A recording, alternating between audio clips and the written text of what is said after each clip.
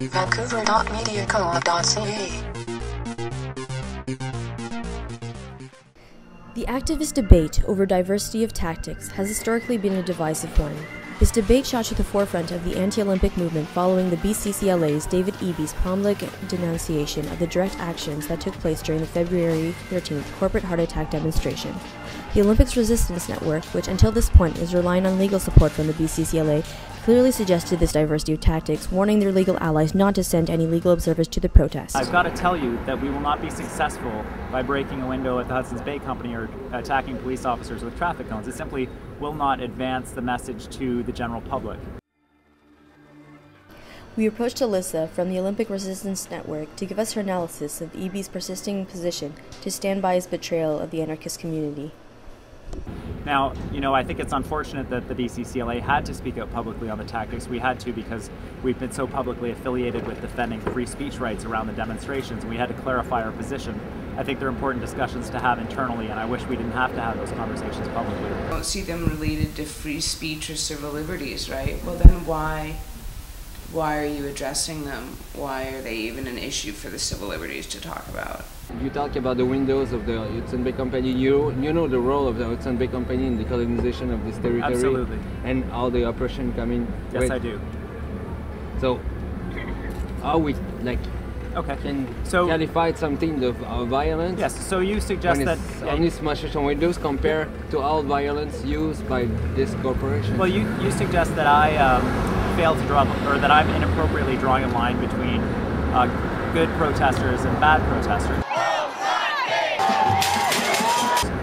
But I suggest that you have a difficulty in drawing a line at where, if you use that argument, you can't justify any tactic, including, let's say, putting a bomb in the Hudson's Bay Company that would blow up, destroying merchandise, causing a significant amount of damage, but no loss of human life. Would that be an acceptable tactic? If you want to look at one of the successes of the convergence, I think it is showing a diversity of tactics, that you don't have to have every tactic utilized on every day. If diversity of tactics is to be truly respected, then that means to be able to respect when people say, whoa, I think we went too far on that one. People are extremely respectful of the Women's Memorial March and respecting the tactics that were chosen on that day. And I think most people on Saturday understood the tactics that were going to be used that day, and that it was open to individual choice. And that was one of the most important things. While you offer a range of tactical choices, from going to a speaker if that's all you're comfortable with, to going to a mass rally, to going out to an event that embraces a diversity of tactics, you give everybody the option of picking what they're comfortable with. Beyond that, would it be permissible, given the history of Hudson's Bay and its colonization, to kidnap or assault someone who is a Hudson's Bay employee or corporate representative, or the CEO who is the nominal head of the organization? And personally, for me, I draw the line at property damage. You draw the line somewhere else, but everyone has to draw a line somewhere. February 17th, Vivo Media Arts Center hosted its third Safe Assembly for Independent Media, featuring David Eby in a panel along with Dr. Chris Shaw, author Derek O'Keefe, and the Vancouver Media Co-op's Don Paley, where Eby was greeted with a pie in the face and was hereafter subject to a passionate storm of criticism.